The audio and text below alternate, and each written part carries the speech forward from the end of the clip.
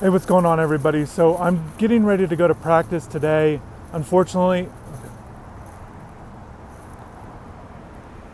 hey, what's going on, everybody? So I'm getting ready to do some interviews after practice today on Wednesday. This is a little bit different than a normal week. Usually we get to watch a little bit of Tuesday's practice, but because of everything going on with Blake James, they did not have availability and we could not be at practice that day. So today we are expected to get Manny Diaz after practice, as well as quarterback Tyler Van Dyke and a couple seniors in Amari Carter and Zach McLeod as they head into their final home game at UM. So I'm very curious to see what they all have to say, but obviously all attention on Manny Diaz as he kind of navigates these last couple games in the regular season. So curious what he'll say about Blake James. I expect a lot of media here today, and we'll just kind of see how it goes, but definitely I'll plan on doing a reaction afterwards, even though it won't include observations from practice, unfortunately. So definitely take care and stay tuned.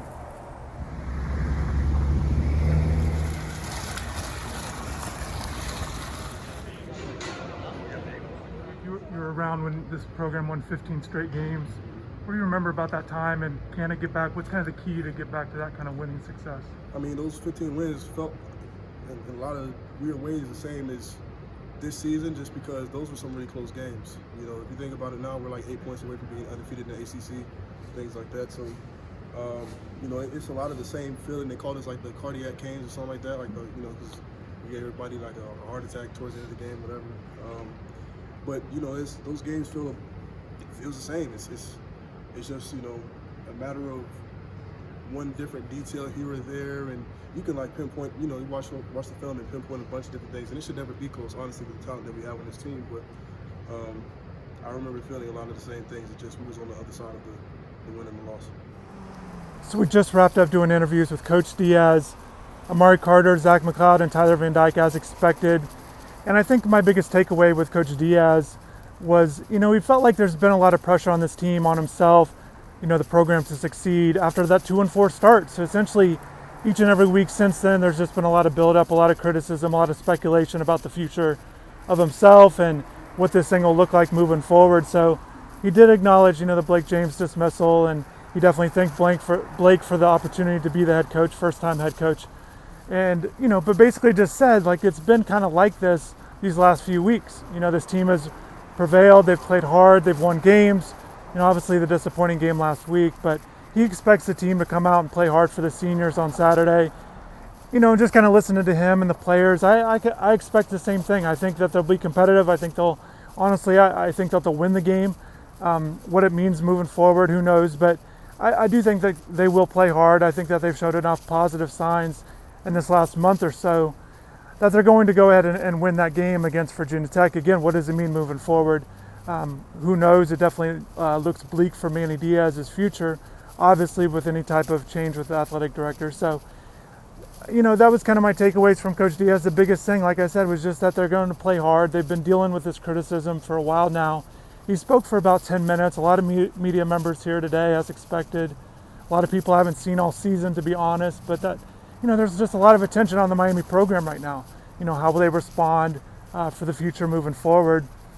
And I think also, too, some things that stood out to me with Coach Diaz was just like the relationships he's built with the seniors.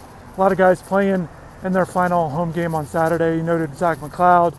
Kind of made a quick note that, how many passes has he thrown to Zach McLeod in practice over the years as the linebackers coach, defensive coordinator, and to being a head coach. So, I asked Zach about kind of his time at Miami. I asked him about that 15-game winning streak he was a part of. A lot of people forget because it feels like a long time ago. And it kind of is. 2016 and 17, they had that 15-game winning streak. Just what will it take for Miami to get back to that level? Obviously, winning 15 straight is hard, but what will it take for Miami to be at that level of success, to win in games on a consistent basis? And I thought it was interesting that he said that it doesn't feel a lot different than now, other than, they're just on the wrong end of some close games, whereas before, during that streak, they won those games. So he just said attention to details will be a key, essentially, for these guys moving forward, because regardless of who the coach is, athletic director, even the players, this team will still play football next year. There'll be a lot of guys returning. They'll look to build on, kind of learn from a lot of what's happened this season, apply it to next year, regardless of what, if they played a lot, if they're an important piece, or if they were just in a reserve role. Other things that that kind of stood out to me was the seniors. Like I said, they reflected back on their time at UM through ups and downs. They said they still enjoyed their time at UM, and not surprising. Amari and Zach have always kind of expressed that since they've been at UM, and they've been through some difficult times on some personal levels with their performances or the team, or kind of dealing with certain things, not living up to expectations and those kind of things. Zach kind of mentioned that he didn't expect out of high school or when he was in high school to come to a school like Miami. So he's definitely been thankful, and he's obviously made that transition to defensive end, and Amari had that transition to striker. So it'll be interesting to see how those guys do moving forward. And Tyler Van Dyke, Tyler still feels like there's a lot to play for. I think there is. That he feels like there's still a lot for himself to prove. He's had some good individual performances. It's been a little uneasy at times, with those slow starts and kind of going behind the 8 ball, digging himself personally in a hole, and also the team. So he'll look to finish strong.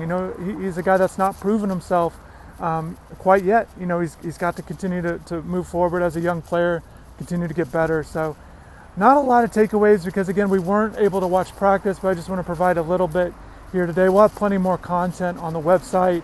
A lot to talk about with the athletic director. I've been reaching out to some people, so I've got some information that I'd like to share as things kind of move forward with that. Take a look at that nice car for you car fans out there. So not surprising to see that in Coral Gables or in Miami, anybody that's lived here. So anyways, thanks for everybody for watching, and take care.